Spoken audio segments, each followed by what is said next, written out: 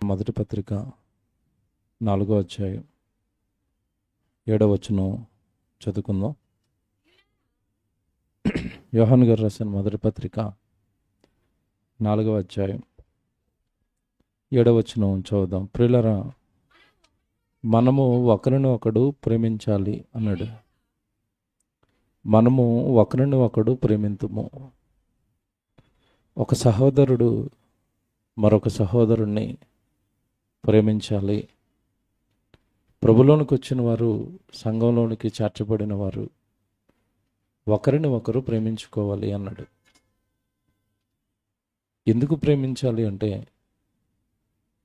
సంఘములోనికి చేర్చబడ్డ మనం అందరం కూడా, లేదా మనందరినీ కన్నా తండ్రి అయిన దేవుడు ఎలాంటి వాడో వివరణిస్తున్నాడు. కిందకి వెళ్ళేసరికి ఏలయనగా అన్నాడు.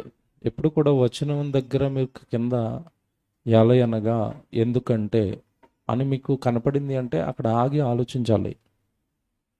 బైబిల్ నేను చాలాసార్లు చెప్తానండి, చాలా క్షుణ్ణంగా ఆగి పరిశీలిస్తూ పరిశోధిస్తూ దేవుడు నాకు అక్కడ ఏదో చెప్తున్నాడు అని బాగా ఆలోచించగలిగిన వాళ్ళకి దేవుడి వాక్యం వెనకాల ఉన్న మాధుర్యం, ఎందుకంటే వాక్యం ఎలాంటిది అని దావీదు గారు మనకు చెప్పారు అంటే, జుంటె తేనె దారాల కంటే కోరదగింది, తీయనైనది, కమ్మనైనది.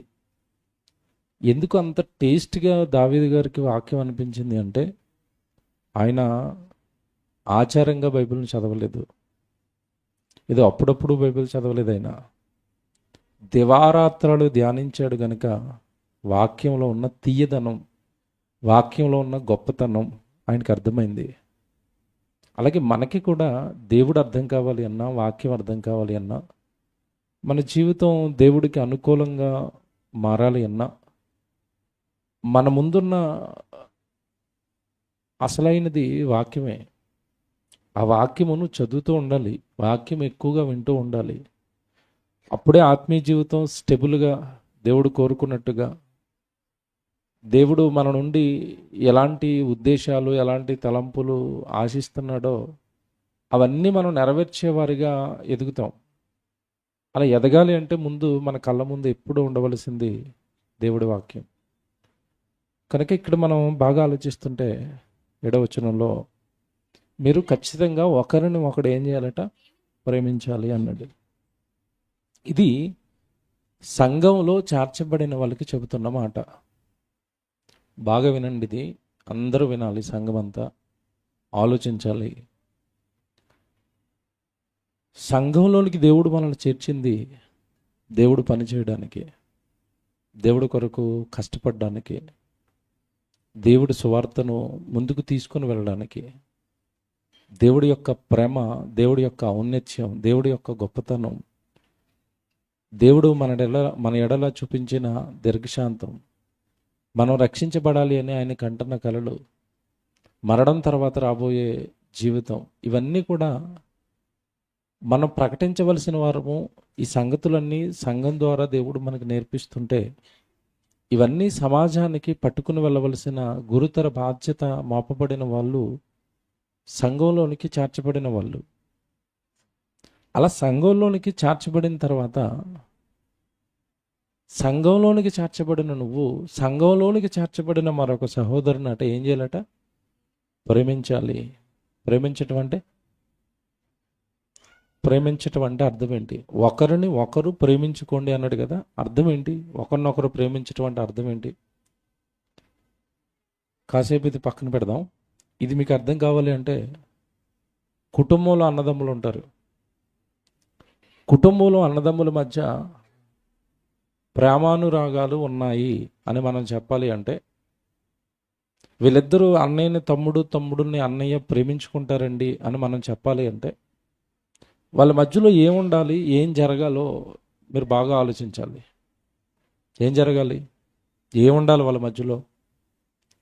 అన్నయ్యకి ఏదైనా కష్టం వస్తే తమ్ముడు వెళ్ళి ఆదరిస్తున్నాడు అనుకోండి, అప్పుడు అన్నదమ్ముల మధ్య ఏముందంటారు? ప్రేమ కలిగిన వాడండి. అన్నయ్య కుటుంబంలో ఏదైనా జరుగుతుంటే తమ్ముడు వెళ్ళి అక్కడ ముందుండి కష్టపడి పనిచేస్తున్నాడు అంటే ప్రేమ కలిగిన వాళ్ళండి. అన్నదమ్ములు ఒకరినొకరు ఏం చేసుకుంటారు? ప్రేమించుకుంటారు, తోడుగా ఉంటారు, కష్టాలలో, నష్టాలలో, బాధలలో ఒకరిదొకరు పంచుకుంటారు అని మాట్లాడతారు. ఇప్పుడు దేవుడు బాగా వినాలి ఇది. దేవుడు సంఘంలోకి వచ్చిన తర్వాత నిన్ను సహోదరుని ప్రేమించమన్నాడు అంటే ఏ సహోదరుని ప్రేమించాలి అంటే సంఘంలో దేవుని కొరకు కష్టపడుతున్న వాళ్ళు ఉంటారు. ఎప్పుడు కూడా బైబిల్ వాళ్ళనే ప్రేమించమని చెప్పింది. సంఘ పక్షాన, సువార్త పక్షాన కష్టపడుతున్న వాళ్ళు ఉంటారు, ముందుండి పని చేస్తున్న వాళ్ళు ఉంటారు. ఒక పక్క కుటుంబాలని పెంచి పోషించుకుంటూ మరో పక్క దేవుడు అని ఆ బాధ్యతను వాళ్ళ భుజాలపైన వేసుకుని ముందుకు కొనసాగుతున్న వాళ్ళని వాళ్ళు ఏదో చేసుకుంటున్నారులే అని వాళ్ళని గాలికి వదిలేయటం అది ప్రేమించటం కాదు. అది ఒకరిని ఒకడు ప్రేమించండి అంటే అర్థం ఏంటంటే నీ తండ్రి కోసం ఒక అతను కష్టపడుతున్నప్పుడు, నీ తండ్రి వాక్యం కోసం ఒక ఆయన కష్టపడుతున్నప్పుడు అతనిని ఏదో విధంగా నీ ప్రేమను అతని పైన చూపించాలి. ఒంటిగా వదిలేయటం కాదు, వాళ్ళు చేసుకుంటారని వెనక్కి జరిగిపోవటం కాదు. తప్పిది, మీకు తెలియదు ఇది. మళ్ళీ చెప్తున్నాను, జాగ్రత్తగా వినండి. బైబిల్ ఏం చెప్పింది అంటే నాగటి మీద చెయ్యి వేసి వెనక తట్టు తిరిగి చూచువాడు నాకు పాత్రుడు కాడు. చేస్తున్నప్పుడు సహోదరుడి మీద వదిలేయకూడదు పని. అది ఏ పని కూడా ఎవరి మీద ఒంటిగా వదిలేయకూడదు. వాళ్ళు చేసుకుంటారు, వాళ్ళు చేస్తున్నది వాళ్ళ ఇంట్లో పని కాదు, తండ్రి పని. చాలామంది సెమినార్కి వస్తారు, రావటం మంచిది. సెమినార్ పెడుతున్నప్పుడు చాలా పనులు ఉంటాయి. ఆ పనుల్లో ఒక రోజు సెమినార్ నెలలో ఒక రోజు 2 నెలలకు ఒకసారో జరుగుతుంది. నేను చాలాసార్లు చెప్పాను. ఆ పని జరుగుతున్నప్పుడు చాలా కష్టంతో ఉంటుంది. ఆ పని వస్తువులు మోసుకెళ్ళటం, వస్తున్న వాళ్ళందరూ 200 మందికి భోజనాలు చేయటం, ఆ పెద్ద పెద్ద సామాన్లన్నీ మార్నింగ్ కడగటం, భోజనాలు చేయటం, మళ్ళా భోజనాలన్నీ మోసుకొని ఇక్కడికి రావటం, ఇక్కడ వడ్డించటం, అందరూ తినేసి వెళ్ళిపోయిన తర్వాత ఒకప్పుడైతేనండి మన దగ్గర పేపర్ ప్లేట్స్ ఉండేవి.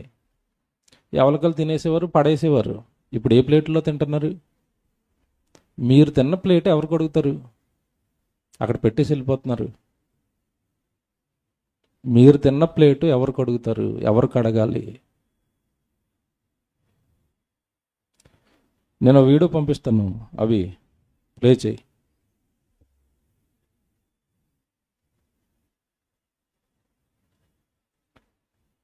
కనీసం మనం పనికి రాకపోయినా, పనిలో మనం పాలుభాగస్థులం అవ్వకపోయినా మనం ఎదుటివారి మీద భారం అవ్వకూడదు.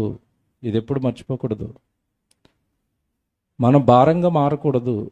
మనం మరొకరికి పని కల్పించకూడదు. మన వల్ల మరొకరు కష్టపడకూడదు. ఈ ఆలోచనలు ఎప్పుడూ మనకు ఉండాలి.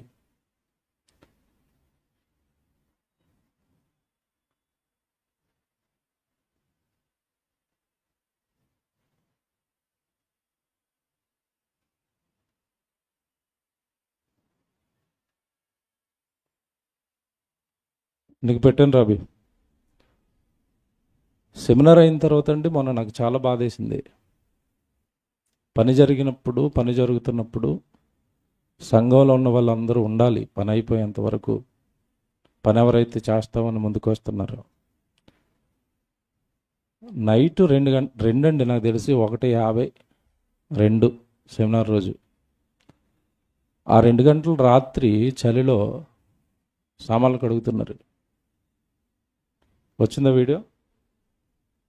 ప్లే చేస్తారు చూడండి. అంటే సంఘానికి వచ్చి వెళ్ళటం కాదు, సంఘంలో ఏం జరుగుతుంది, ఏదైనా కార్యక్రమం జరుగుతున్నప్పుడు చివరి వరకు ఉండటం, దేవుడి పనిలో పాలుభక్షతులం అవ్వటం, శరీరాన్ని ఇవ్వటం. ఒకరోజు నిద్రో మన కాలమో లేదా మన పనో ఏదో ఒకటి వదులుకొని త్యాగం చేసి దేవుడి కోసం ఒక రోజంతా దేవుడి కోసం కష్టపడటం, ఇవన్నీ మనం ఒకరినొకరు ఆదరించుకోవటం, ఒకరినొకరు పాలించుకోవటం, ఒకరినొకరు శరీరాన్ని ఇవ్వటం. ఒకరోజు ప్లే చేస్తారు చూడండి, అది సామాన్లు కడుగుతున్నారు చూడండి. ఎవరు కడుగుతున్నారు? మరి దాన్ని బాగా చూడండి వీడియోని. నైట్ 2 గంటలకండి, అది మొన్న సెమినార్ అయిన తర్వాత. మా ఇంటి దగ్గర కడుగుతున్నారు బయట.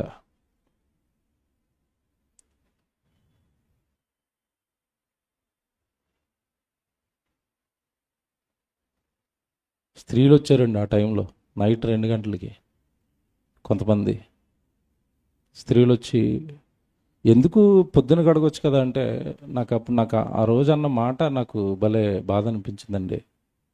పెద్ద పెద్ద సామాన్లు అయితే పొద్దున కడిగినా పర్వాలేదు, అందరూ తిని వెళ్ళిపోయిన కంచాలు ఉండిపోయినాయి, అవి మార్నింగ్ కడిగితే కొత్త కంచాలు పాడైపోతాయని రాత్రికి రాత్రి 2 గంటలకి కంచాలు కడుగుతున్నారు, తుడుస్తున్నారు ఆ రాత్రి టైంలో. విషయం ఏంటంటే, వైస్ ప్రిన్సిపల్ గారు వాక్యం చెప్తాడు మీ అందరికీ, ప్రార్థన చేస్తున్నారు ఆయన కోసం అందరూ వచ్చి ఇక్కడ, ఆయన కుటుంబం బాగుండాలి, ఆయన బాగుండాలి, మంచిది. ఆయనతో కూడా కంచాలు కడిగించారు ఆ రోజు, ఆయన కూడా కడుగుతున్నాడు. యవనస్తులు ఏమైపోతున్నారు, స్త్రీలు ఏమైపోతున్నారు, ఎందుకు రావటం లేదు పనికి, ప్రసంగాలు ఎక్కడికి వెళ్ళిపోతున్నాయి, వెంటనే వాక్యాన్ని ఏం చేస్తున్నారు? తప్పు కదా, ఇదంతా తప్పు కదా. ఒకరిని ఒకడు ప్రేమించటం అంటే తండ్రి కొరకు ఒక పని ఎత్తుకుని వాళ్ళు ముందుకు కొనసాగుతున్నప్పుడు ఆ పనిని తుదముట్టించటం, చివరి వరకు ఉండటం. ఎప్పటికీ కూడా నేను చాలాసార్లు చెప్తాను, మళ్ళీ చెప్తున్నాను, సంఘం అనగానే ఒక కుటుంబం. కుటుంబంలో ఒకరో ఇద్దరో ముగ్గురో కష్టపడటం కాదు, అందరూ కష్టపడాలి, అందరూ పని చేయాలి. ఒక కార్యం, ఒక పని ఉందనగానే మీకు మీరుగా ముందుకు రావాలి. అప్పుడు మీరు దేవుడు మనసెరిగిన వారు అవుతారు. మీ పనులు ఎప్పుడూ ఉంటాయి, మీకు మీ ఉద్యోగాలు ఎప్పుడూ ఉంటాయి, మీ సంపాదన ఎప్పుడు మీకు ఉంటుంది. కానీ దేవుడి పని ఎప్పుడు దొరకదు. అవకాశం అది, అదృష్టం అది, భాగ్యం అది. అది దొరికిన నాడు చివరి వరకు తుదముట్టేంచేంత వరకు ఉండాలి. ఇక్కడ బైబిల్లో ఒక మాట రాస్తాడు దేవుడు, కార్యారంభము కంటే ఏది మేలు అన్నాడు? ఆరంభించటమా, అంతం చేయటమా? అంతం చేస్తే మేలు నీకు, మధ్యలో వదిలేస్తే, మధ్యలో నాకు కాదని పక్కకు జరిగిపోతే. కనుక ఒకరిని ఒకడు ప్రేమించండి అంటే అర్థం ఏంటంటే, దేవుడి కొరకు ఒకడు శరీరమో వాడి ధనమో ఖర్చు అయిపోతున్నప్పుడు ఒంటరిగా పైన చూస్తూ ఉండటం కాదు. ఒకరిని ఒకడు ప్రేమించండి అంటే వాళ్ళు తండ్రి కొరకు పడుతున్న కష్టాలలో తోడుగా ఉండండి, సహాయం చేయండి. ఎందుకు అంటే వివరణ ఇస్తాడు అక్కడ. ఎలయనగా అన్నాడు చూడండి, ఎలయనగా ప్రేమ దేవుని మూలముగా కలుగుచున్నది, ప్రేమించు ప్రతివాడును దేవుని మూలముగా పుట్టినవాడై. అది ఎవరెరుగారట దేవుడిని? అందరూ దేవుడు మాకు తెలుసు అంటే తెలుసు అంటారు, కానీ వాక్య ప్రకారం ఎవరెరుగారు దేవుడిని అంటే, దేవుడి పని చేస్తున్న సహోదరుడిని ప్రేమించిన వాడు దేవుడిని ఎరిగాడట. దేవుడు పని చేస్తూ కష్టపడుతున్న వ్యక్తికి సహాయం తోడుగా ఉన్న వాళ్ళు దేవుడిని ఎరిగిన వాళ్ళట. ఎంత బాగుంది చూసారా మాట. మళ్ళీ చదువుతాను, మీకు అర్థం చేసుకోవాలి. లేఖనాలు చదువుకుంటూ వెళితే ఏం అర్థం కాదు, కానీ నిలబడాలి, ఆగాలి. ఇదిగో మనలో ఒకరిని ఒకడు మనం ప్రేమించాలి. ఎందుకంటే ప్రేమ దేవుని మూలంగా, అది మనలోనికి వచ్చిన ఈ ప్రేమట దేవుని మూలంగా మనలోనికి వచ్చిందట. నెక్స్ట్, ప్రేమించు ప్రతివాడును దేవుని మూలముగా పుట్టినవాడై దేవుణ్ణి ఎరుగుతాడు. దేవుణ్ణి ఎరుగుతాడు. ప్రేమించిన వాడు దేవుణ్ణి ఎరిగినవాడు. ప్రేమ ఉంటేనే, నీకు దేవుడి మీద ప్రేమ ఉంటేనే దేవుడిని నమ్మానని చెప్పడానికి మనం అర్హులము.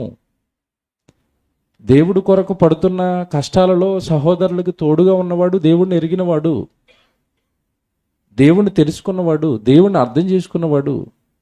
నిజంగా దేవుడు ప్రేమమయుడు. కిందకెళ్ళేసరికి ఉంటుంది అదే మాట. 8వ వచనం ప్రారంభంలో ఏమనుంది? దేవుడు ప్రేమాస్వరూపి, ప్రేమ లేనివాడు వలే నీ పొరుగువాన్ని ప్రేమించు. నువ్వెంత ఆనందంగా ఉండాలనుకుంటున్నావు? వలే నీ పొరుగువాన్ని ప్రేమించు. నువ్వెంత ఆనందంగా ఉండాలనుకుంటున్నావు? ఎంత సంతోషంగా ఉండాలనుకుంటున్నావు? నువ్వు ఎంత గొప్పగా ఉండాలనుకుంటావు? నీ సహోదరుడు కూడా అలాగే ఉండాలని నువ్వు కోరుకోవాలి. ఇక మనసు రావాలి, నీకు ఆలోచనలు రావాలి. నాలాగే కదా వాళ్ళు కూడా, నాలాగే కదా వాళ్ళ కుటుంబం కూడా, నాలాంటిదే కదా వాళ్ళ దేహం కూడా, నాలాంటిదే కదా వాళ్ళ ధనం కూడా, వాళ్ళ కష్టం కూడా. అందరికీ ఏమంటే నిజంగా మనం హైదరాబాద్ అనేసరికి అందరికీ బిజీ లైఫ్స్, నేను కాదన్ను, పనులు ఉంటాయి, ఉద్యోగాలు ఉంటాయి, మీ సొంత వ్యవహారాలు ఉంటాయి. కానీ ఇన్నిటి మధ్యలో కూడా మీరు దేవుణ్ణి గెలిపించగలరా? ఇన్నిటి మధ్యలో కూడా దేవుడి కొరకు మీరు నిలబడగలరా? ఆ నిలబడటం, ఆ నిలబడి చూపించటం మనలో ప్రేమ ఉంది అనడానికి గుర్తట. నిజంగా ప్రేమ అంటే దేవుడు ప్రేమ కనుక మనలో ఉంటే కనుక మన మన లక్షణాలు ఎలా ఉంటాయో చెప్తాడు. కొరింథీయులకు రాసిన 2వ పత్రిక రండి.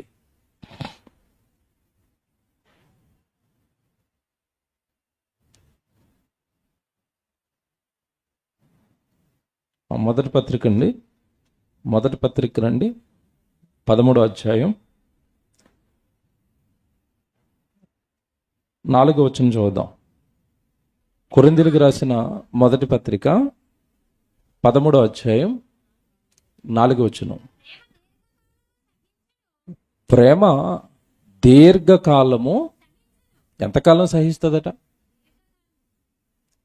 ప్రేమ దీర్ఘకాలం సహిస్తుంది. కష్టాల, శ్రమల, ఒత్తిళ్ళ, ఇబ్బందుల, నీకు గనక దేవుడు ప్రేమే గనక లోపల ఉంటే, వీటన్నిటి మధ్యలో దేవుడు నీకు ఇస్తున్న పన, దేవుడు నీకు ఇస్తున్న దైవ సంబంధమైన అవకాశాల, వీటన్నిటినీ సహించుకుంటూ, ఓర్చుకుంటూ, భరించుకుంటూ ఉంటావు. ఏముంటే? ప్రేమ ఉంటే ఆ ప్రేమట దీర్ఘకాలం ఏం చేస్తుందట? సహిస్తుంది, భరిస్తుంది. నేను చాలాసార్లు చెప్పానండి, దేవుడిలో నిలబడటం ఆషామాషి కాదు. దేవుడి కొరకు ఇచ్చిన మాట కోసం నిలబడటం ఆషామాషి కాదు. అపవాది అష్ట కష్టాలు పెడుతుంది. కారణం, ఆయనకిచ్చిన మాట మీదో, లేదా ఆయనకి నువ్వు బ్రతకడానికి నువ్వు ముందుకొచ్చి సిద్ధపడి ఉన్నాడో, నీ చుట్టూ అలుముకుంటున్నవి మాటలు కానీ, నీకు వచ్చే కష్టాలు కానీ, శోధనలు కానీ చాలా ఎక్కువ ఉంటాయి. కానీ వాటన్నిటి మధ్యలో సహిస్తూ నిలబడాలట. ఎప్పుడు సహించగలుగుతామంటే, ఎంత బాగా రాస్తున్నాడు అంటే, ప్రేమ ఉంటే సహిస్తాం. ప్రేమ దీర్ఘకాలం సహించును. దేన్ని సహిస్తుంది ప్రేమ దేన్ని సహిస్తుంది అంటే, ఏమంటే మీరు ఎప్పుడైనా కూడా ప్రేమ అనగానే మనం మొట్టమొదట చూపించాల్సింది దేవుడిని అయితే, నెక్స్ట్ రెండో కేటగిరీలో ఎవరుంటారు చెప్పండి? యేసుక్రీస్తుల వారు ఉంటారు. యేసుక్రీస్తు ప్రభు ఉంటాడు. అంతేనా? బాగా వినాలి. ప్రేమ దీర్ఘకాలము సహించును అంటే తండ్రైన దేవుడు సహిస్తాడు. అలాగే నెక్స్ట్ బాగా ఈ సహనం, ప్రేమ కలిగి సహించిన వాళ్ళలో రెండో ప్లేస్లో ఉన్నది ఎవరు అంటే యేసుక్రీస్తుల వారు. ప్రేమ సహిస్తుంది అంటే యేసుక్రీస్తుల వారు సహించాడా లేదా? ఇప్పుడు మీరు లోతుగా ఆలోచించండి. యేసుక్రీస్తుల వారికి ఎదురవుతున్న దెబ్బల, యేసుక్రీస్తుల వారికి ఎదురవుతున్న అవమానాల, యేసుక్రీస్తుల వారికి వస్తున్న ప్రాణాపాయాల, ఏమంటే అవమానాలు, నిందలు, ఇవన్నీ కూడా మీరు ఆలోచించండి లోతుగా. యేసుక్రీస్తుల వారికి ఇవన్నీ ఎదురవ్వడానికి గల కారణం ఏంటి? యేసుక్రీస్తుల వారు ఎవరి కోసం నిలబడ్డారు భూమి మీద? తండ్రి అయిన దేవుడి కోసం నిలబడ్డాడు. ఆయన పని కోసం నిలబడ్డాడు. లేదా ఆయన పిల్లలమైన మన ఆత్మల రక్షణ కోసం నిలబడ్డాడు. కనుక ఆయన చుట్టూ అలవేశాయి ఈ శోధనలు, కష్టాలు, కన్నీళ్ళు, వేదనలు. ప్రేమ ఉంది కనుక ఆయన ఎంతకాలం సహించాడు? ఆయనకి మరణం వస్తున్నా సరే సహిస్తున్నాడు. సహించడా? కొడుతున్న వాళ్ళని, తిడుతున్న వాళ్ళని ఏమంటున్నాడు? తండ్రి, వీరు ఏమి చేస్తున్నారు, వీరు ఎరుగురు కనుక వీరిని క్షమించు. ప్రేమ ఎంతకాలం సహిస్తుంది? దీర్ఘకాలం. అంటే నువ్వు దేవుడి కొరకు నిలబడినప్పుడు, దేవుడి వాక్యం కొరకు నేను నిలబడినప్పుడు, నీకు వస్తున్న కష్టాలు దీర్ఘకాలం సహించాలి. అప్పుడు అనాలి నేను దేవుడిని ప్రేమిస్తున్నాను అని, అప్పుడు అనాలి దేవుడిని నేను ఎరిగాను అని, అప్పుడు అనాలి దేవుడు నాకు అర్థమయ్యాడు అని. అంతే తప్ప కష్టాలకో, కన్నీళ్ళకో, వేదనలకో నేను జరిగిపోతాను పక్కకి, నా వల్ల అవుతావు, ఇది ప్రేమ కాదు. ఇది అరగటం కాదు దేవుణ్ణి. ఇది మీకు తెలియక చేస్తారు, మీకు తెలియదు కదా. ప్రేమ ఉంటే దేవుడి మీద, సహోదరుల మీద, నీ కొరకు ప్రాణం పెట్టిన నీ ప్రభు మీద, నీ కోసం తరతరాలుగా చేతులు చాచి ఎదురు చూస్తున్న నీ కన్నతండ్రి మీద, నీ కొరకు అలుపెరగక కష్టపడి పనిచేస్తున్న పరిశుద్ధాత్మ దేవుడి మీద, నీలో ఉండి నిన్ను రక్షించడానికి, నీ కోసం తనకున్నదంతా పనంగా పెట్టి పరలోకం నుండి నా కొడుకు ఎదురు చూస్తున్న పరలోకంలో ఉన్న తండ్రి మీద ప్రేమ లేదు? దేని మీద ప్రేమతో ఆ ప్రేమను, దైవ ప్రేమను చంపుకొని పక్కకు జరిగిపోతాం మనం. దేవుడు ఆయన కంటే ఎవరిని ఎక్కువగా ప్రేమిస్తాం? ప్రభు మన కోసం ప్రాణం పెట్టిన మన ప్రభు కంటే మనకి ఏమి ఎక్కువ అండి? చచ్చిపోతే వచ్చే నిత్యజీవం కంటే మనకి ఏమి ఎక్కువ? లోపల ఉన్న మన ఆత్మ కంటే మనకి ఏమి ఎక్కువ? దేన్ని ప్రేమిస్తున్నాం? ఇప్పుడు నేను చెప్పిన పరలోకంలో ఉన్న తండ్రి యేసుక్రీస్తుల వారు, నీ లోపల ఉన్న ఆత్మ, నిత్యజీవం, దీనికంటే నీ కళ్ళ ముందున్న ఏది గొప్పది? ఏది గొప్పదని దాని ప్రేమలో పడి ఈ ప్రేమను వదులుకుంటాము. దేవుడు ప్రేమను వదులుకుంటాం, దేవుడు పని పైన ప్రేమను వదులుకుంటాం, దేవుడు వాక్యం పైన ప్రేమను వదులుకుంటాం, దేవుడు సంఘం పైన ప్రేమను వదులుకుంటాం, దేవుడి సన్నిధి పైన ప్రేమను వదులుకుంటాం. నేను చెప్పిన వీటికంటే ఇంక నీకు లోకంలో ఉన్న ఏది గొప్పదో నాకు చెప్పాలి. నువ్వు ఏది గొప్పదనుకుని దాని ప్రేమలో పడిపోయావు, ఈ ప్రేమను చంపుకుని, అదేంటో నాకు చెప్పాలి. మనుషుల నీతో పాటు రారు. నేను చాలాసార్లు చెప్పాను, చచ్చిపోయిన మరుక్షణం పెట్టిలో పెట్టి సాగరంపడం తప్ప ఒక్కడు మరణం తర్వాత మనతో పాటు రాడు. వస్తాడా? ఎవడు? మనుషులు ఏం చేస్తాడు తెలుసండి? చాలామంది మనుషులు పిచ్చిలో పడి దేవుడిని వదిలేస్తారు. మనుషులు పిచ్చిలో పడి దేవుడికి దూరం అయిపోతారు. మనుషులు పిచ్చిలో పడి సంఘాన్ని వదులుకుంటారు, ప్రభుని వదులుకుంటారు, వాక్యాన్ని వదులుకుంటారు. మనుషులు తప్పులు, నేరాలు. ఇక్కడ మీరు లోతుగా ఆలోచిస్తారండి. ఏ మనిషి కోసమో మనం ప్రేమలో పడో, ఏ మనిషి కోసమో మనకేదో చేస్తారని వాళ్ళు నమ్ముకుని ఉంటామో, వాళ్ళు చివరికి మనకు మిగిల్చేది ఏంటంటే, వాళ్ళ కోసం జీవితకాలం కష్టపడతారండి, ఏమన్నా సంపాదించినవన్నీ వాళ్ళకి ఇస్తారు. చివరికి వాళ్ళకి మనకి ఇచ్చేది ఏంటి చెప్పండి? మీరు లోతుగా ఆలోచించి, మనుషులు మనం చచ్చిపోయిన తర్వాత మనకి ఇచ్చేది ఏంటో చెప్పాలా? మీరు బాగా ఆలోచించండి. ఏమిస్తారు? ఏమి ఎవరు అనుకుంటున్నారు కానీ ఒకటి ఇస్తారు. ఏమిస్తారు చెప్పనా? కలర్ ఫోటో ఇస్తారు ఒకటి.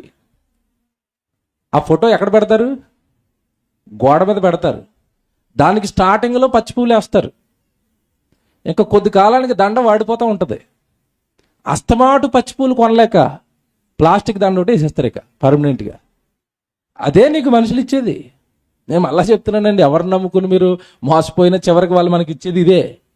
భార్యను నమ్ముకుంటున్నావా, భర్తను నమ్ముకుంటున్నావా, పిల్లలు నమ్ముకుంటున్నావా, బంధువులు నమ్ముకుంటున్నావా, స్నేహితులు నమ్ముకుంటున్నావా, చివరికి వాళ్ళు నీకు ఇచ్చేది ఒక ఫోటో. మా తాత అండి, లేదంటే మా ఆయన గారండి, మా తమ్ముడు అండి, మా అన్నయ్య అండి అని ఫోటో పెడతారు. దండకి ఒక ప్లాస్టిక్ దండ ఉంటుంది. చివరికి మనుషులు మనకి ఇచ్చేది అదే. కానీ దేవుడు ఏమిస్తాడు? చచ్చిపోయిన తర్వాత వచ్చావా కొడుకా అంటాడు, హత్తుకుంటాడు, పరదేశిని ఇస్తాడు, పరలోకాన్ని ఇస్తాడు, ఆకలి దప్పుకలు లేని లోకానికి తీసుకుంటాడు. నా కోసం ఎన్ని కష్టాలు పడ్డావని నీ కళలో నుంచి వచ్చే నీళ్ళని తన స్వహస్తాలతో తుడుస్తాడు. నువ్వు ఆయన్ని వదులుకొని చచ్చిపోతే ఆయన కళ్ళ ముందు నువ్వు నిలబడాలి. నీకు మరణం వస్తే నీకు మరుక్షణం కనపడేది మనుషులు కాదు, ఈ లోకంలో ఉన్న ఆకాశం కాదు, భూమి కాదు, డబ్బులు కాదు, ఉద్యోగాలు కాదు, వ్యాపారాలు కాదు, హైదరాబాద్ కనపడదు, మియాపూర్ కనపడదు, కుకట్పల్లి కనపడదు, మీ ఊర్లు కనపడవు, ఏమీ కనపడవు. చచ్చిపోయిన మరుక్షణం మనకు కనబడేది ఎవరు అంటే దేవుడు.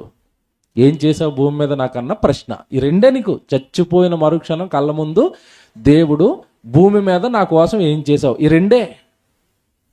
దేన్ని ప్రాకులాడి ఈ ప్రేమను చంపుకుంటున్నారు? దేవుడి మీద, దేవుడి పని మీద ప్రేమను చంపుకుంటున్నారు. దేవుడికి దూరం అవుతున్నారు. దేవుడి పనికి దూరం, దేవుడి సన్నిధికి దూరం, దేవుడికి ఇచ్చే సహాయాలకు దూరం. ఏమి సాధించడానికి? నీలో దేవుడి మీద ప్రేమ ఉంటే ఆ ప్రేమట ఎంతకాలం సహిస్తుందట వచ్చే కష్టాలని? దీర్ఘకాలం. మధ్యలో కారణాలు చెప్పదు ప్రేమ ఉంటే. మధ్యలో కారణాలు చెప్పేది ప్రేమ కాదు. ఏమంటే భార్య భర్తల మధ్యలో చక్కటి బంధాన్ని ఏర్పరుస్తారు వివాహం అప్పుడు. చివరి వరకు ఈవిడితో కాపురం చేస్తావా? చేస్తాను. పెళ్లి చేస్తాను ఆయనకి డౌటు. ఏంటి డౌటు? చివరి వరకు కాపురం చేస్తావా అని ప్రమాణం చేయించేటప్పుడు ఎందుకైనా మంచిదని ఏమని ప్రమాణం చేస్తాడంటే వ్యాధి అందును అంటాడా? అంటే అర్థం ఏంటి? ఈవిడికి రోగం వస్తే కనుక వదిలేసి వెళ్ళిపోతావా? బాధ ఎందును అంటే ఆయనకి బాధలు వచ్చినప్పుడు ఉంటావా? ఇద్దరితోనూ చేయిస్తాడు, భార్యతోనూ చేయిస్తాడు, భర్తతోనూ చేయిస్తాడు. వ్యాధిలోను, బాధలోను, ఇంకా ఆ మందును, ఈ మందును, బోడు మందులు చెప్తాడు ఆయన. అన్ని మందుల్లో ఈవిడితో ఉంటావా? అప్పుడు ఏమంటాడు మైకి తిట్టుకుని? ఉంటాను. అయితే నువ్వు చేసిన ప్రమాణానికి గుర్తుగా ఇప్పుడు మంగళసూత్రం కట్టు. అంటే ఈ మంగళసూత్రం చూస్తున్నప్పుడల్లా ఇతనికి ఏం గుర్తు రావాలి? నేను ప్రమాణం చేశాను నా భార్యకి, ఆవిడికి కష్టం వచ్చినా నేను ఆవిడతో ఉండాలి, నాకు కష్టం వచ్చినా ఆవిడ నాతో ఉండాలి. ఓరల్గా చెప్పేది ఒకటే. అక్కడ పాస్టర్ గారు, పెళ్లి చేస్తున్న పాస్టర్ గారు, ఈవిడ చచ్చిపోయేంత వరకు నువ్వు ప్రేమించాలి, ఈయన చచ్చిపోయేంత వరకు నువ్వు ప్రేమించాలి. మీ ఇద్దరి మధ్యలో ఈ వివాహ బంధం ఎంతకాలం ఉండాలి? చచ్చిపోయేంత వరకు. కనుక ముందే అడుగుతాడు ఎందుకైనా మంచిదని. ఎప్పుడు అడుగుతాడు?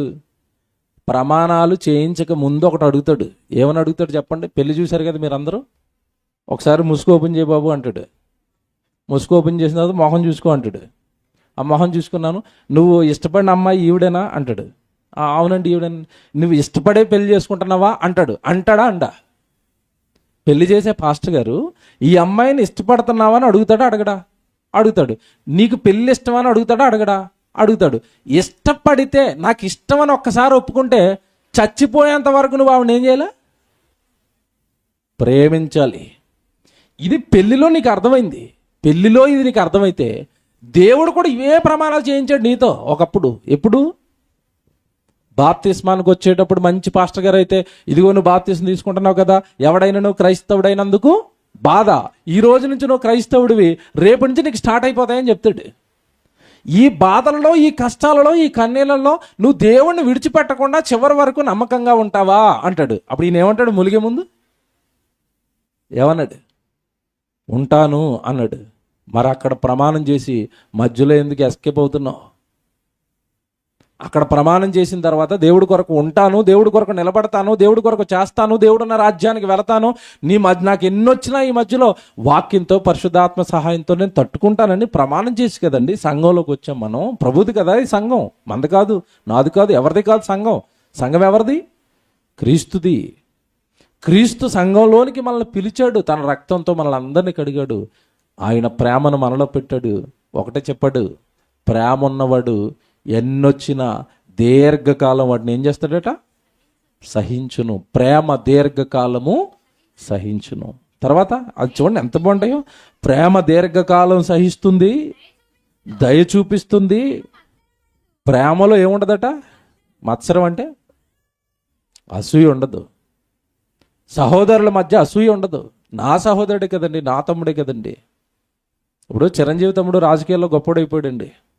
చిరంజీవి ఏమంటున్నాడు ఇప్పుడు? మీరు అన్నారా మన లైవ్లో? ఒక ఇంటర్వ్యూకి వచ్చాడు, సినిమా ఇంటర్వ్యూకి. కింద ఉన్న వాళ్ళందరూ వాళ్ళ తమ్ముడు పార్టీ తరపున జై సేనజ, జై సేన అంటుంటే ఇది కింద అంటున్నాడు. కింద నుంచి విన్న అతను అంటున్నాడు, అవును నేను కూడా అంటాను, మా తమ్ముడిదే కదా పార్టీ, జై జనసేన అంటున్నాడు. ఏమన్నా అంతకుముందు ఇతను కూడా పార్టీ పెట్టాడా లేదా? పెట్టాడు, ప్రజారాజ్యం పార్టీ. లేదు మీ ఊడనేటి, నేను కూడా గొప్పోడినే, మా తమ్ముడు కదా అంటున్నాడా స్టేజ్ మీద? తమ్ముడు గొప్పోడు అని జై కొట్టేసరికి అన్న ఏమంటున్నాడు? అవునండి మా తమ్ముడు గొప్పోడే. రక్త సంబంధికుల మధ్యలోనే అంత ప్రేమ ఉంటే దైవ సంబంధికులు కదండి క్రైస్తవులు, ఆత్మ సంబంధమైన ప్రేమలు కదండి సంఘం అనేసరికి. ఒకరి మధ్యలో ఒకరికి ఏముండకూడదట? మత్సరం, అసూయలు ఉండకూడదు. ప్రేమించాలి. ఎవరినైనా దేవుడు గొప్పగా వాడుకుంటే నాలో ఏదైనా లోపం ఉందేమో అనుకోవాలి. నేను ఇంకా సరిగా దేవుడి కోసం టైం ఇవ్వలేకపోతున్నానేమో అనుకోవాలి. నా మనసు ఏమైనా దేవుడికి నచ్చలేదేమో, సరిగా నన్ను వాడుకోవటం లేదు అనుకోవాలి తప్ప ఎదుగుతున్న వారిపైన ఏముండకూడదట? మత్సరం ఉండకూడదు. ఎంత బాగా చెప్తున్నాడు చూడండి, ప్రేమ మత్సరపడదు. ఏమండి ఇది ఇది ఇది భలే ఉంటుందండి మాట. టైం అయిపోద్ది కానీ ప్రేమట డంభముగా ప్రవర్తించదు. డంభం అంటే ఏంటి చెప్పండి? చిన్నప్పుడు ఒక సామెత ఉండేది, తినడానికి తిండి లేదు, మేసాలకు సంపెంగ నూనె. విన్నారా? ఇంట్లోనేమో తినడానికి తినలేదట, బయట వరండా మీద కూర్చుని మాత్రం మేసాలకి మామూలు నూనె కాదట, కొబ్బరి నూనె కాదట. ఏం రాస్తున్నాడట? సంపెంగ నూనె అంటే కాస్ట్లీ నూనె అని అర్థం. అంటే వాడు ప్రజలకు ఎలా కనపడాలనుకుంటున్నాడంటే డంబంగా. ఇది ప్రేమ గురించి చెప్పి డంబం గురించి ఎందుకు చెప్పాడంటేనండి, మీరు అనుకుంటున్నట్టుగా లోక సంబంధమైన డంబం గురించి కాదండి ఇది. ప్రేమ డంబంగా ప్రవర్తించదంటే అర్థం ఏంటంటే ఆత్మీయంగా. నిజమే తమ్ముడు, నీకు వచ్చినంతగా నాకు బైబిల్ రాదు తమ్ముడు, నువ్వు పాడినంతగా నేను పాట పాడలేదు. కొంతమంది పాట పాడతారండి, వాళ్ళ పాటకి ఫిదా. వాళ్ళని చూసి మనం చప్పట్లు కొట్టడం, ఆనందపడటం తప్ప మనం ఏమి చేయలేం. మనకు వస్తుంది ఏంటి పాట? రాదు. అప్పుడు మనం ఆయన ఏం పాడాడండి నేను కూడా పాడతానని అన్నాడంటే నీ పరువు నువ్వే తీసుకుంటున్నట్టు. ప్రేమలో ఏముండకూడదట?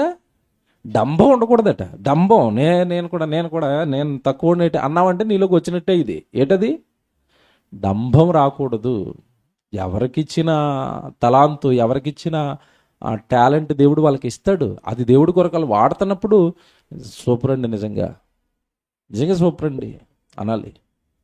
అప్పుడప్పుడు అండి నేను వాక్యం చెప్తున్నప్పుడు అండి, నాకున్న పొడుగుని చూసి నేను అప్పుడప్పుడు జాన్సన్ అనే మాటలు నాలో నుంచి ఏమన్నా 2 మాటలు వస్తే కింద ఉన్న వాళ్ళు అందరూ వచ్చిన తర్వాత అన్నయ్య మిమ్మల్ని చూస్తే జాన్సన్ అని చూసినట్టే ఉందంటారు.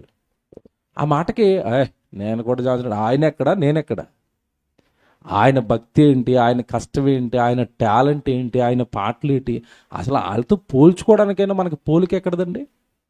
కనుక ఎప్పటికీ మనల్ని ఒకరితో పోల్చుకోవటం కంటే ఒకరికంటే గొప్ప వాళ్ళు అనుకోవటం కానీ అలా అలా అనుకుంటున్న వాళ్ళలో ఏమి లేదట. ప్రేమ డంబముగా ప్రవర్తించదు. అంటే ప్రవర్తన చూసారా, ప్రవర్తించదు. మాట కానీ యాటిట్యూడ్ కానీ నేను ఏదో గొప్ప అన్నది ప్రేమ ఉన్న వాళ్ళు ఉండదట.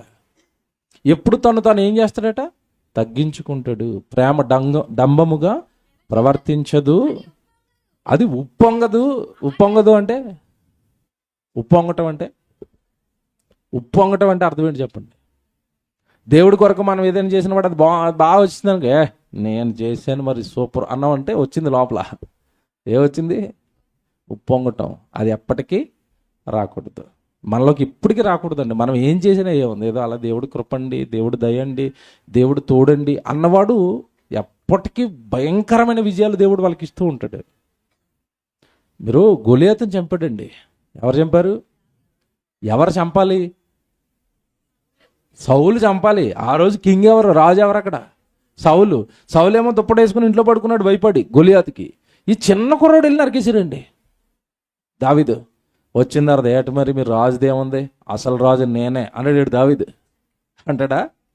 అంటే దావీదుని దేవుడు రాజుని చేస్తాడు, వీటికి అప్పుడే వచ్చింది ఇటు గోరోజనం అనుకుంటాడు. దేవుడు అర్థమైన వాడట ఏమవుడట, ఉప్పొంగడు ఉప్పొంగడు ఉప్పొంగడు.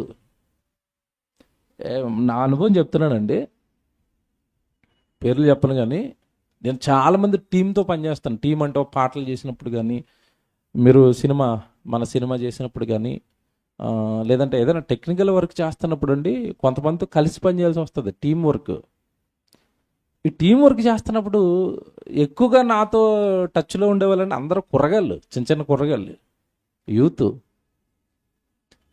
ఒక కుర్రోడు ఒక విజువల్ చేసిన తర్వాత నాకు అందులో ఏదో చిన్న కరెక్షన్ వస్తుంది. అది చేసిన కుర్రోడు చేయలేడు. ముందే ఏ కుర్రోడైతే ఆ వీడియో చేశాడో ఆ కరెక్షన్, నేను చెప్పిన కరెక్షన్ వాడి దగ్గర అవ్వదు, ఇంకో కుర్రోడి దగ్గర అవుతుంది.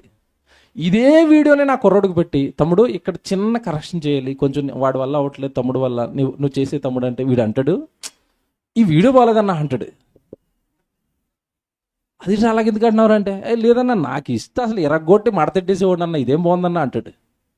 అంటే ఒక కుర్రోడు చేసిన వీడియో ఇంకొకటికి నచ్చట్లేదు, నేనైతే అన్నాడంటే వీళ్ళకి ఏమొచ్చింది, ఏమవుతున్నాడు, పొంగుతున్నాడు. నాకు అస్సలు చిరాకండి ఇవి. నేను అప్పుడు వెంటనే అంటాను, నోరు మూసుకుని నేను చెప్పింది చెయ్యి, నేనేం చెప్పానో అది నాకు కావాలంతే. రాసినప్పుడు క్రియేట్ చేసినప్పుడు నేను ఒక థాట్తో క్రియేట్ చేస్తున్నది, నాకు ఇలా కావాలి అని. నీ థాట్లు నాకు వద్దు తమ్ముడు, నేను చెప్పింది అక్కడ పెట్టు. అలాగ నెలల తరబడి చెక్కుతాం కనుక మన నుండి వచ్చే ఒక యాడ్ కానీ ఒక వీడియో కానీ ఎంత బాగుంటాయి చూడండి. అవి చెక్కటం వాటిని కరెక్షన్లు చేయటం అంటే చిన్నోళ్ళు అవ్వటం వల్ల అండి వీళ్ళకి అర్థం కాలేదు. ఒకరు చేసిన దాన్ని మనం ఏం చేయకూడదు, తక్కువ చేయకూడదు, ఎవరిని మనం తక్కువగా చూడకూడదు, ఎవరిని చిన్న చూపుతో మనం చూడకూడదు, మనం ఏమవ్వకూడదు, ఉప్పొంగకూడదు. అలా ఉప్పొంగితే నాకే చిరాకిస్తే దేవుడికి ఎలా ఉంటుందండి? అందుకే నేను చెప్తాను, నా సినిమాలు కానీ నా పాటలు కానీ ఎవరు ఒకరితో చేయించరండి. నేను టీము ఎవరిని వేసినా మీరు చూడండి, ఇద్దరు నేస్తాను చివరిలో, ఎయిటింగ్ కానీ ఇది కానీ అది కానీ, ఇద్దరు ఉప్పొంగకూడదు. నాదే సూపర్ అన్నా ఉంటే పోతాం.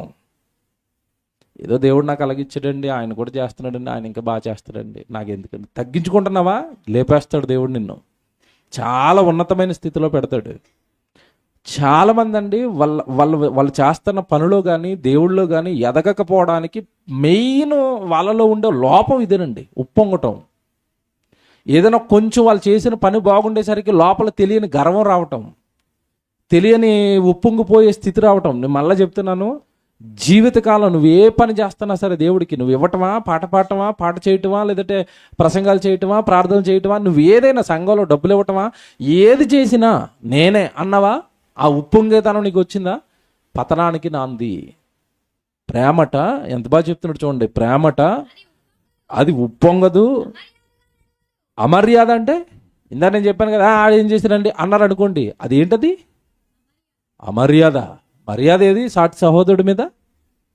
అతనికి వచ్చింది, అతనికి ఇచ్చింది దేవుడు అతను చేస్తాడు. నువ్వు కించపరచడం అంటే, తోలనాడటం అంటే అతను ఏం చేయటం అట? అమర్యాద. అమర్యాద. చూసారా పదం? అమర్యాద అంటే దేవుడు సాటి సహోదరుడికి ఏమి ఇవ్వాలని కోరుతున్నాడు? ఏమివ్వాలి? మళ్ళా చెప్తున్నాను, మర్యాద ఇవ్వండి.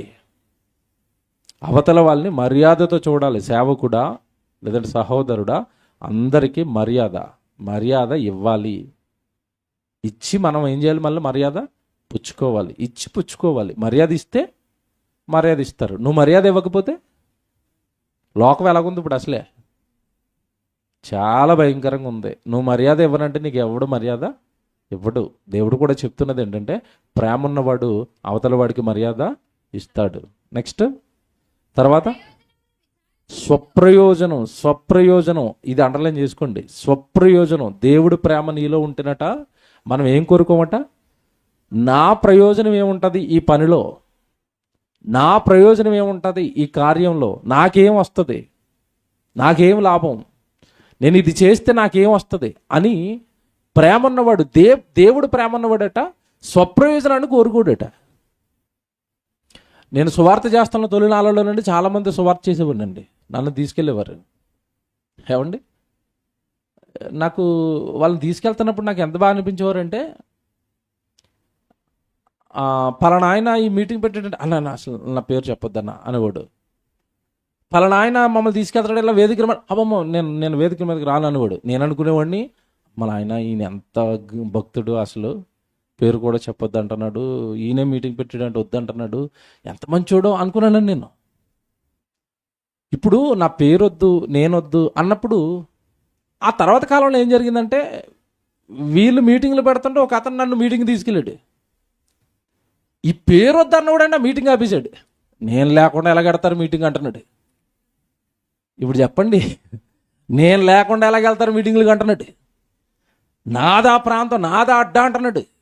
ఇప్పుడు చెప్పండి, వీడికి పేరు పిచ్చి లేదా, డమ్మం పిచ్చి లేదా? కానీ చూపించుకోకుండా వెనకాల కొంచెం తోలేసి కవర్ చేశాడు. అది ఎప్పుడు బయటకు వచ్చింది అనేసరికి ఇంకొక అతను మీటింగ్లు పెడతాను. అదేంటది, నేను కదా పెట్టాలి, నేను లేకుండా ఎలాగా, అది ఆపేయండి. ఇదేంటిది? ఇలాంటి వేషధారణతో కూడిన భక్తి చాలామందిలో ఉంటుందండి. స్వప్రయోజనాన్ని కోరుకోదు. ఏమండి, మీరు ఎప్పుడైనా మీరు క్రైస్తవ్యంలో భక్తులు ఉంటారండి.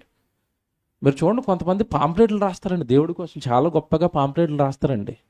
కింద ఏంటంటే అది ఎవరు రాశారో కూడా వాళ్ళ పేరు ఉండదండి. మీరు చూసారా, చాలా కరపత్రాలు, సువార్త కరపత్రాల్లో చాలా బాగా రాస్తారు దేవుడి గురించి. ఎవరు రాశారో కింద పేరు కూడా ఉండదు. నేనండి ఒక అతను ఇలా కరపత్రాలు రాసండి, క్రైస్తవుడండి, బాగా రాస్తాడండి కరపత్రాలు. అతనే సొంత డబ్బులతో ప్రింట్ వేయిస్తారండి, వేలకు వేలండి. ట్రాక్స్ అంటారు కదా, సువార్తకి వెళ్ళినప్పుడు పంచుతారు, అవి వేలకు వేలు ప్రింట్ చేయిస్తారండి. నేను ఇంటికి వెళ్తానండి, సువార్తలో వెళ్తున్నప్పుడు ఒక మీటింగ్కి వెళ్తే ఒక రూమ్లో నన్ను పెట్టారు. నా ముందు ఇలా కట్టల కింద పాంప్లెట్ల కింద పేరు చేసి ఉన్నాయి. నేను రాత్రి లేచి నిద్రపాటి అడిగి చూస్తుంటే ఈ కట్టలు కనపడ్డాయి. ఏంటని ఇల్లు పైన చూసేసరికి కరపత్రం ఒకటి ఓపెన్ చేస్తాను, బాక్స్ పై తీసాను, చదివాను, చాలా బాగుంది. వెంటనే నాకు ఇది బాగుంది కదా అని ఇంకోటి ఓపెన్ చేశాను, అది బాగుంది. సుమారుగా అలాగా 10 రకాల ట్రాక్స్ అండి సువార్త కోసం బండిలు నింపి పెట్టాడు. నేను రాత్రి చదివాను, చాలా బాగున్నాయి. తెల్లవారు ఆయన లోపలికి వచ్చాడు, అని ఇవన్నీ సువార్త ట్రాక్స్ కదా, ఇన్ని బండిలు ఉన్నాయి మీ ఇంటనండి, ఎవరు ఎక్కడ చేపించారు ఇవన్నీ అంటే నేనే చేయించాను అన్నట్టు. ఎవరు రాశారంటే నేనే రాశాను అన్న. మరి ఇవన్నీ బండిలు ఎవరు ప్రింట్ చేయించారంటే నేనే ప్రింట్ చేయించానన్న. మరి ఎక్కడ మీ పేరు వేసుకోలేదు కదా అంటే అంటున్నాడు, నా పేరు ఎందుకన్నా, ఆ సువార్త చదివి ఒకడు మారి దేవుడి దగ్గరికి వెళ్ళిపోతే చాలన్నా, నా పేరు ఎందుకన్నా అన్నట్టు. ప్రేమ ఉన్నవాడు దేని కోరుకోడట? స్వప్రయోజనం, నా పేరు, నా ఖ్యాతి, నా కీర్తి, ఇది కోరుకోడు. షాక్ అయిపోయింది నేను. అంటే సువార్త కరపత్రం చదవాలి, అతడు దేవుడికి దగ్గర అవ్వాలి, లేదా అతడు దేవుడిని తెలుసుకోవాలి, దేవుడికి జరగాలి మేలు ఏదైనా జరిగితే. దేవుడికి రావాలి పేరు వస్తే, దేవుడికి రావాలి కీర్తి వస్తే, నాకెందుకు అన్నట్టు. ప్రేమ స్వప్రయోజనమును విచారించుకోదట. స్వప్రయోజనం నాకేంటి, ఇది చేస్తే నాకేంటి, మా పేరు, నా పేరు ఇది కోరుకోదు, స్వప్రయోజనాన్ని కోరుకోదు.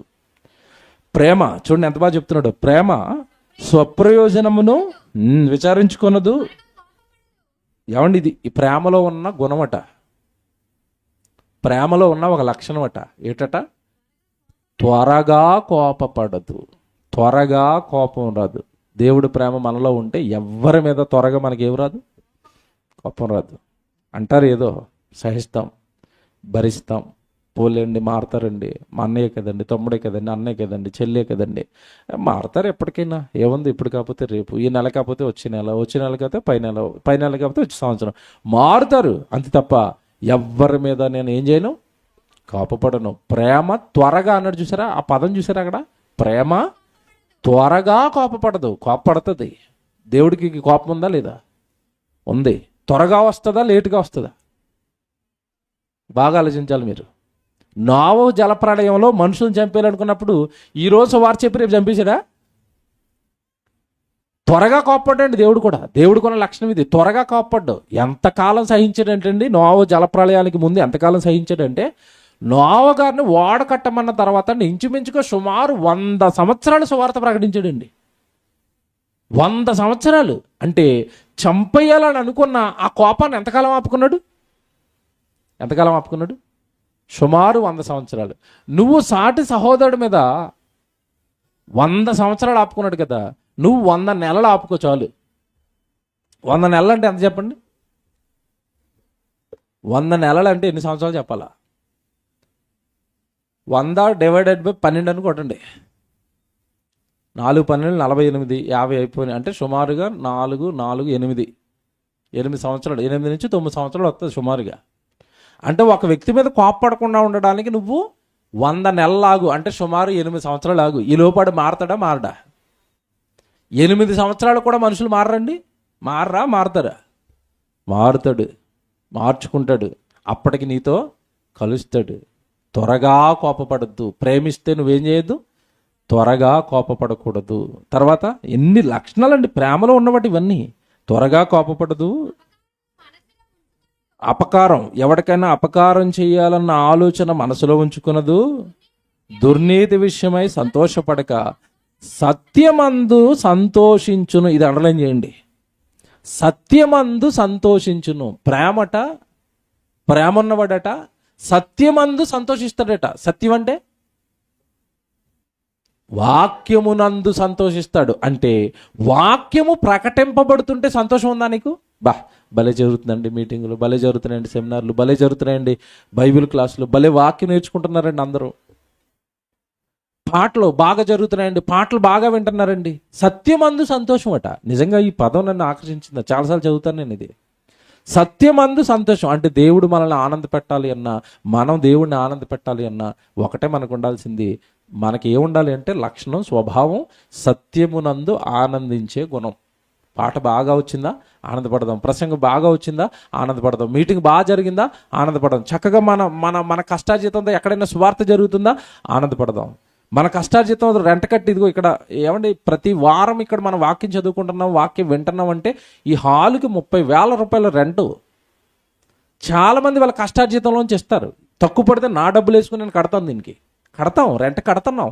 కారణం 30,000 రూపాయలు వెళ్ళిపోతున్న ప్రతి నెల మనకు సంతోషమే. ఎందుకంటే ఆ డబ్బు కంటే ఇక్కడ జరుగుతున్న వాక్యం చాలా గొప్పది, ఇక్కడ జరుగుతున్న సెమినార్లు గొప్పవి, ఇక్కడ జరుగుతున్న మీటింగులు గొప్పవి. డబ్బుదేముందండి? డబ్బు కంటే గొప్పది వాక్యం. ఆ వాక్యం ఈ ప్రాంతంలో ప్రకటించబడుతుంది.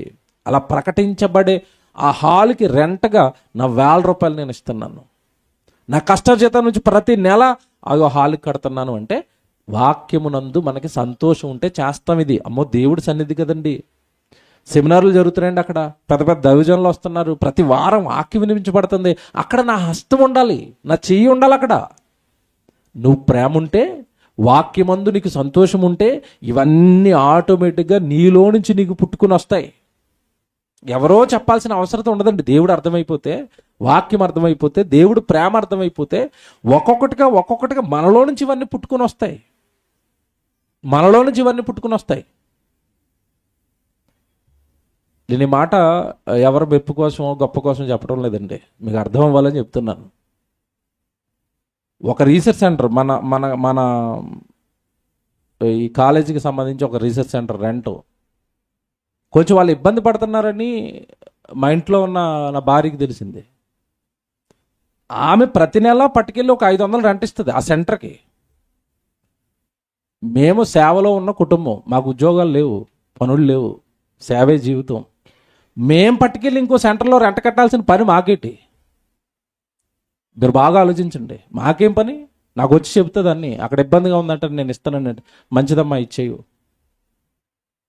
బాధ్యత. అక్కడ జరుగుతున్నది దైవ కార్యక్రమం కదా, అక్కడ ప్రతివారం చెప్పబడుతున్నది దేవుని మాటలు కదా. అది జరుగుతున్నప్పుడు, అక్కడ ఇబ్బంది ఉన్నప్పుడు మనం ఉండాలి కదా. అక్కడ కనీస స్పృహ కదా, ఇది జ్ఞానం కదా, ప్రేమ అర్థం కావటం కదా, దేవుడు మనసు అర్థం చేసుకోవటం కదా. ప్రేమ ఉంటే ఇవన్నీ నీలో ఉంటాయి. ప్రేమ ఉంటే ఇవన్నీ నీలో ఉంటాయి. ఇప్పుడు ఇదంతా మనసులో పెట్టుకుని, బైబిల్లో దేవుడు రాయించిన మాట మీకు ఎప్పుడో చెప్పాను, చాలాసార్లు చెప్పాను, మరలా జ్ఞాపకం చేస్తున్నాను. మనలో మొదటున్న దేవుని ప్రేమ ఎప్పుడు చచ్చిపోతుందో తెలుసా? మత్తయి సువార్తకి రండి. మత్తయి సువార్త 24వ అధ్యాయానికి రండి. మత్తయి సువార్త 24వ అధ్యాయం 10వ వచనం. మత్తయి సువార్త 24వ అధ్యాయం 10వ వచనం. అనేకులు అభ్యంతరపడి ఒకరిని ఒకడు అప్పగించి ఒకరిని ఒకడు ద్వేషింతురు. అనేకులైన అబద్ధ ప్రవక్తలు వచ్చి పలువురిని మోసపరుస్తారు. 12వ వచనం అండర్లైన్ చేసుకోండి. అక్రమము విస్తరించుట చేత అనేకుల ప్రేమ చల్లారిపోతుందట. ప్రేమ ఏమైపోయిందట? చల్లారిపోయిందా? దేవుడి మీద ప్రేమ చల్లారిపోయిందా? వాక్యం మీద ప్రేమ చల్లారిపోయిందా? దైవ కార్యక్రమాల మీద ప్రేమ చల్లారిపోయిందా? దేవుడి మీద ప్రేమ చల్లారిందా? చల్లారిపోవటం అంటే అర్థం ఏంటి? తగ్గిపోయింది, వెనక్కి వెళ్ళిపోతుంది. దీనికి కారణమట అక్రమము విస్తరించడం. క్రమం లేదు మన జీవితానికి. దేవుడు కోరుకున్న క్రమం మన జీవితంలో ఎప్పుడైతే ఉంటుందనండి, మన జీవితంలోకి అక్రమం రాదండి. ఏంటి దేవుడు కోరుకున్న క్రమం అంటే? తెల్లవారు లేవగానే ప్రార్థన చేయటం, ప్రతిరోజు దేవుడు వాక్యం వినటం, జరుగుతున్న సంఘ కార్యక్రమాల్లో విరివిగా నువ్వు ఉంటే నీలోనికి క్రమం, ఇది క్రమం, సంఘ క్రమం, దేవుడు పెట్టిన క్రమం. ఎప్పుడైతే నువ్వు ఆ క్రమంలో వెళ్ళిపోతున్నావో మన లోపలికి ఈ అక్రమం రాదు. దేవుడికి దూరం అయిపోవటం, పనికి దూరం అయిపోవటం, ప్రేమ చల్లారిపోవటం. ఎప్పుడైతే దైవ కార్యక్రమాలకి దూరంగా మనం ఉంటున్నామో అక్రమం అది. ఆ అక్రమం మనలో ఎప్పుడైతే విస్తరించిపోద్దో ప్రేమ ఏమైపోద్దట? చల్లారిపోతుంది. బాగా ఆలోచించండి, నేను చెప్పే ప్రతి మాట ఆలోచించండి. మనలో ఎక్కడో క్రమానికి భిన్నంగా వెళ్ళిపోతున్నాము. దేవుడు పెట్టిన సంఘ క్రమమా, లేదా దేవుడు నీ ఆత్మీయ జీవితానికి పెట్టిన క్రమమా, దేవుడు నీ అనుదిన జీవితానికి పెట్టిన క్రమమా? ఆ క్రమంలో నువ్వు ఎక్కడో పక్కకి జరిగావు. దేవుడు పెట్టిన క్రమంలో నుంచి ఎప్పుడైతే పక్క జరిగామో వెంటనే మనం అక్రమంలో పడతాం, అన్యాయంలో పడతాం, దేవుడికి విరుద్ధమైన మార్గంలో పడతాం. అలా ఎప్పుడైతే దేవుడికి విరుద్ధమైన మార్గంలో మనం పడ్డామో అక్రమము విస్తరించుట చేత అనేకుల ప్రేమ ఏమైపోద్ది? చల్లారిపోద్ది. చెప్పుకోవడానికి ఘనమైన కార్యక్రమాలు మన జీవితంలో ఉంటాయి. ఒకప్పుడు దేవుడు అంటే పరిగెత్తిన జీవితాలు ఉంటాయి. ఒకప్పుడు దేవుడు అంటే ఆరాటపడిపోయిన జీవితాలు ఉంటాయి.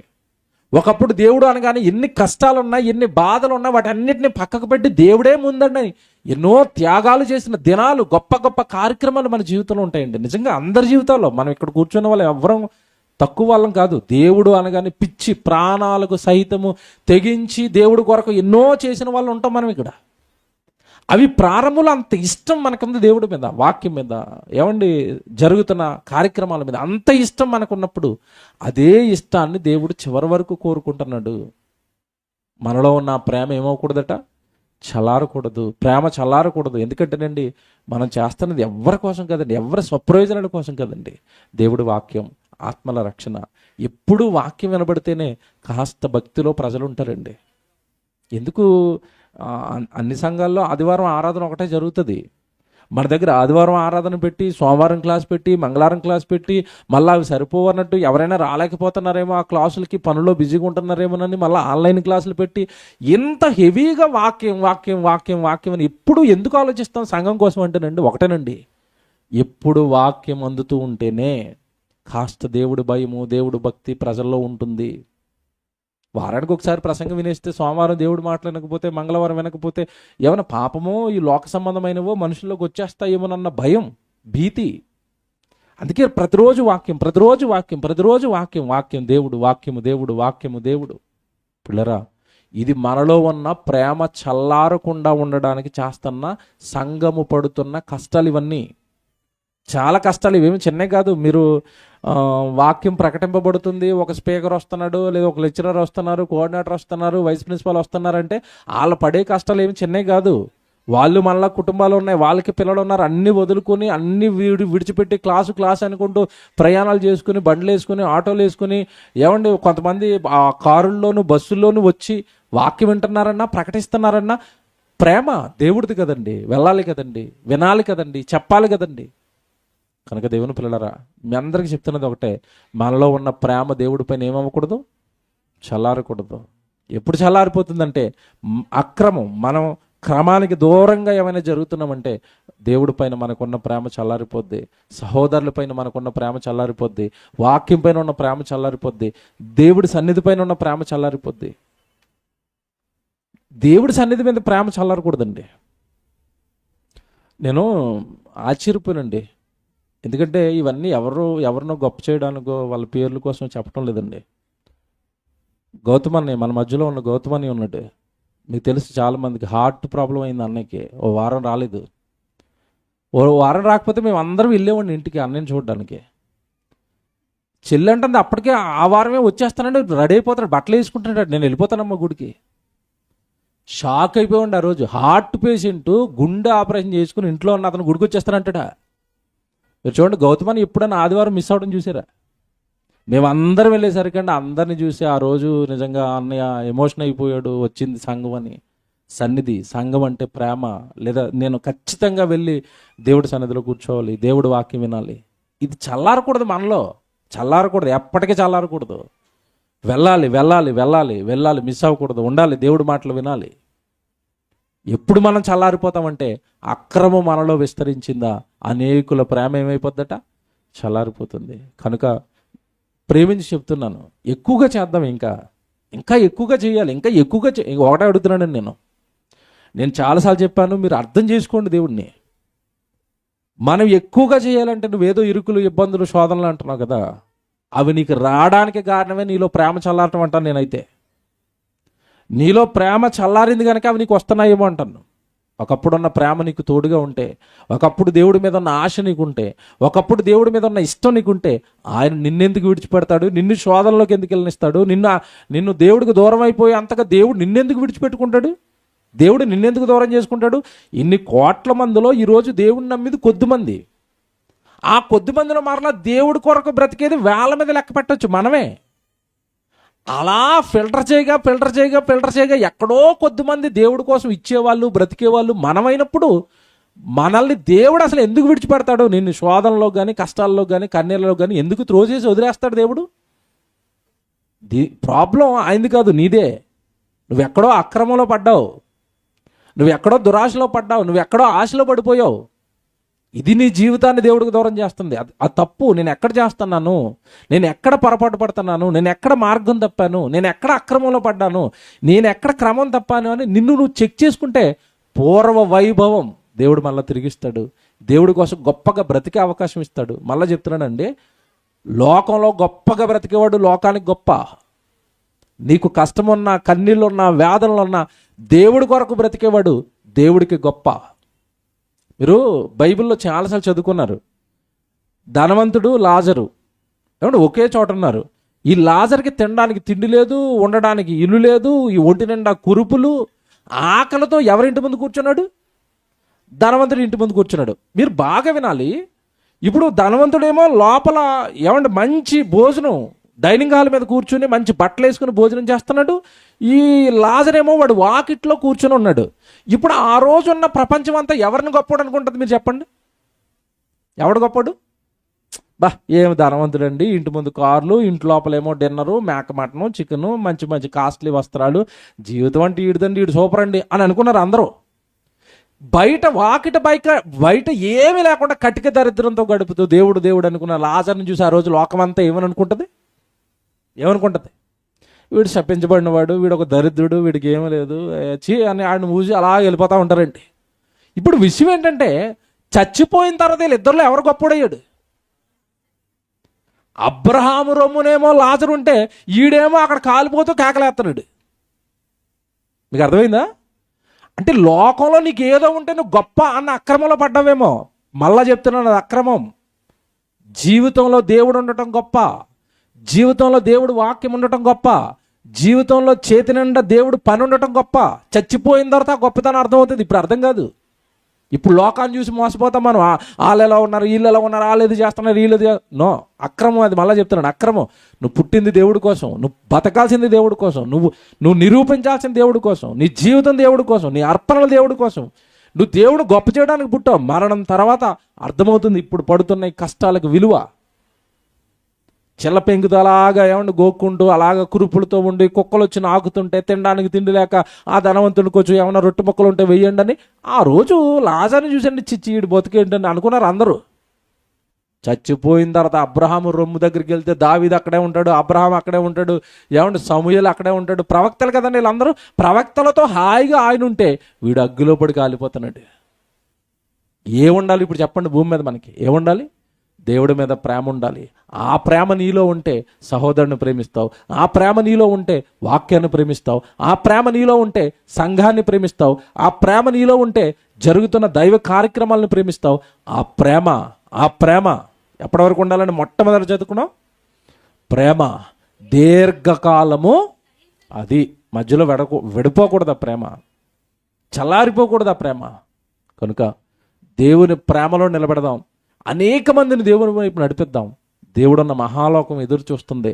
ఆ లోకానికి మనం అందరం చేరిపోదాం.